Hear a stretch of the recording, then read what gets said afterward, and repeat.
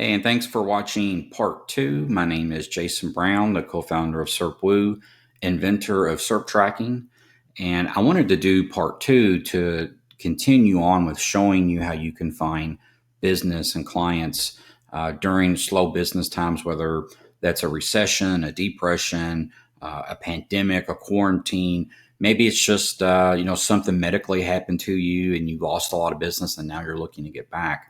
SERPWoo is 100% committed to our brothers and sisters in the digital marketing industry, especially those that are self-employed, freelancers, contractors, gig workers, because historically, self-employed people have no recourse in these times. It's 100% up to you.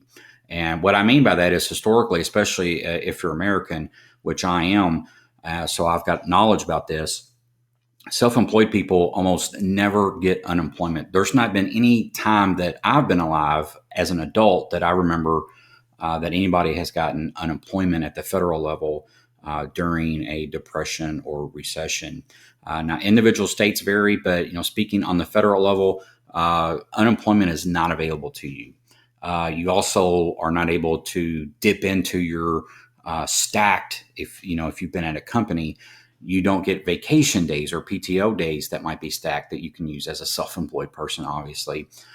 Your health insurance premiums are usually a lot higher because you're paying 100% for them. You're not in a group plan. There's usually never any disaster relief for self-employed people. So SERPWoo is 100% committed in helping everybody in the digital marketing industry, especially self-employed people, to try to fill their sales pipeline back up, especially in times like this. And it's very funny though. There's a lot of people trying to silence us and not show you this video. They say that we're disgusting for showing you this, which I find ludicrous. But there's a lot of people trying to silence us, especially on Twitter, who don't read our emails or watch our videos and don't understand what we're trying to do. So I'm going to leave it at that. Just know that we're here for you, and that these two videos together should hopefully be able to help you find clients that need your help, who have been on the first page of Google. Now they're no longer on the first page. Those people desperately need your help. And I'm going to show you now in part two, because that's what part one was. Part two is kind of the same idea, but it can also be expanded on that. Maybe you're an agency owner or a website owner also, and you've lost your gig worker, you've lost your freelance worker, you've lost your contractor for whatever reason during this, but you still need backlinks built. You still need to expose your brand. And maybe, you are the freelancer that still needs to get clients too. Part two kind of expands into that with another tool that SERPWoo has. So I'm going to stop right there with everything I've just said and go ahead and show you our tool, which is our monitoring tool, which is available on the side navigation here where my mouse is moving. And we're going to click on monitoring. And what monitoring does is you're able to load up keywords, and we're going to go out onto social networks and on the web and find mentions of all of these keywords. Now, this would be great if you're monitoring your brand, or if you're into online reputation management where you're trying to find mentions of one of your clients. But it can also be used to monitor competitors' brands or just keywords in general that are highly related to your industry. And what I'm going to do is I'm going to show you my keywords so that you can understand the rest of this video. So I'm going to scroll over to the other side to monitoring keywords right here. And what you're going to see is I'm actually monitoring one of our competitors, SEMrush, and then I'm monitoring three generic keywords related to local SEO, because I've actually got an article on SERPWoo about local SEO and what it takes to rank in local SEO. And I use these three keywords to build highly relevant niche backlinks back to that article. But here you can see what I'm monitoring. Let's go back to the results here. And one of the things that I like to do is I like to look at negative sentiment. Now, each of these mentions, as they come in to SERPWoo, into this monitoring tool, we do sentiment analysis on them. They're either positive, negative, or neutral. Now, we don't label the entries as neutral because there's just a ton of those. The majority that come in will be neutral. But if they are positive or negative, we do tag those next to the entry. That's what you can see right here with positive. But this is a neutral one. It doesn't have a tag. It's not that we missed it. It's just that neutral doesn't get tagged because it just kind of clogs up the display here. So what I like to do is look at negative. And I could have done this on a keyword level. I could have chose one of these keywords and then did negative, but I'm going to look at negative right now, and I can see very clearly that almost 17 hours ago that somebody made a negative comment about one of the keywords I'm monitoring here, which happens to be one of our competitors. So this is for SEMrush. And it's a negative comment. Now, I don't have any negative feelings to SEMrush at all. I don't know if SEMrush did do something negative. I don't know if they did or if they didn't, but there's a user on Twitter who apparently made a negative comment. And by just kind of reading the description here, it looks like they have a problem with SEMrush and apparently something that they've done recently. Now, I could click on this result. A new window will open and take me directly to that Twitter result. And then I can read further and tell if I need to take an action. Maybe I can reach out to this David and try to help him out and offer SERPWU as a service. And that's me gaining potentially a new client from a negative experience that somebody had with SEMrush. So that's one way that you can get clients. You can monitor other client brand names, look for areas where you can insert your service and insert yourself and try to win over that client over to your service. So that's one way that you can win clients. You could also put in, things that might be questions, like maybe somebody, if you're a web developer, somebody might be looking and using words or phrases like, where can I, who is the best, stuff like that. That will help you find people on the web or on social networks that are looking for what you're typing in and what you do. So it's really about the keywords that you're putting in. Now, if I flip this over to a different case study, which is maybe you're a website owner, maybe you're an agency and you've had to lay off some people, but you still have some clients.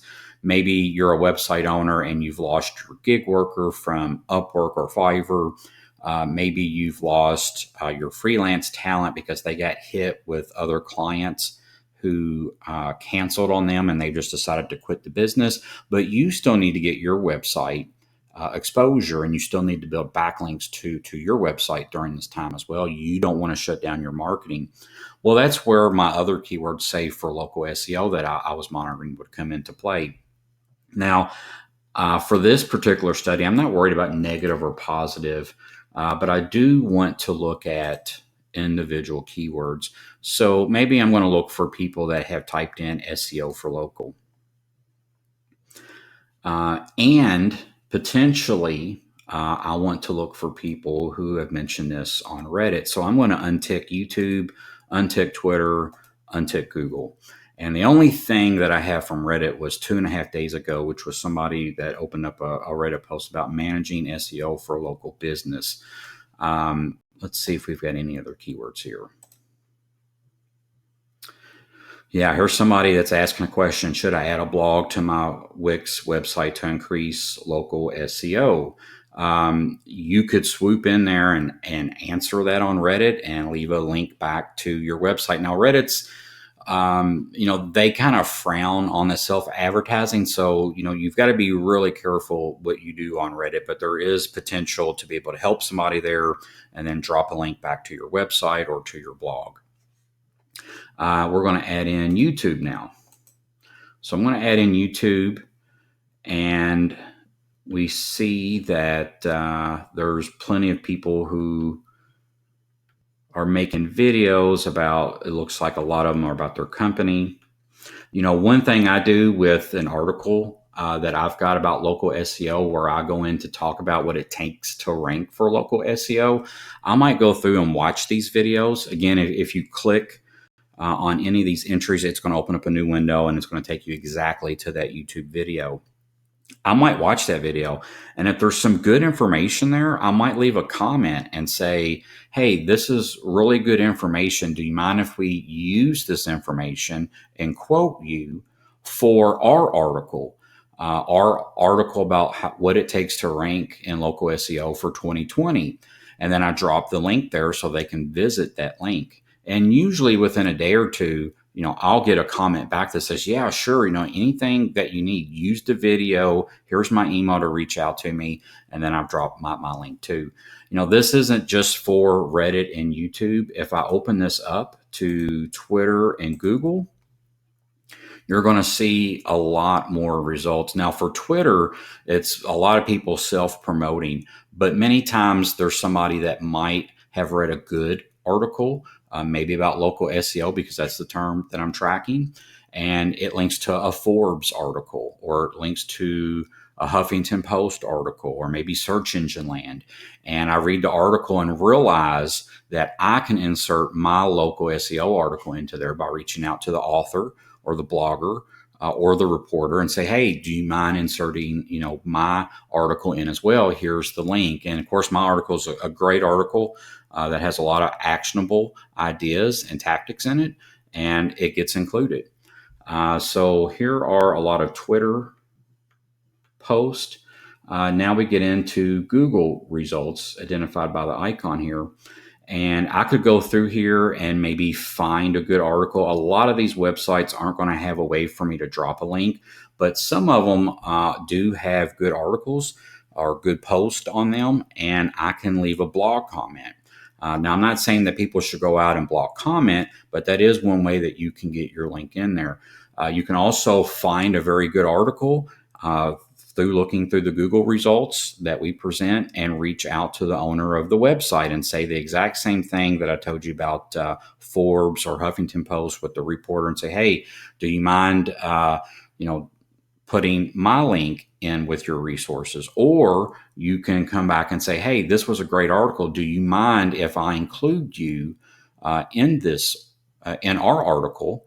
And a lot of times people will say yes. And then you ask them, okay, I've updated my article and include you in it. Can you tweet it out to your users, or can you, email it out to your user base? This is all about getting your brand out there. This is all about getting some backlinks that can improve your rankings in Google, as well as if you look at the competitor monitoring, possibly winning over customers and filling in your sales pipeline.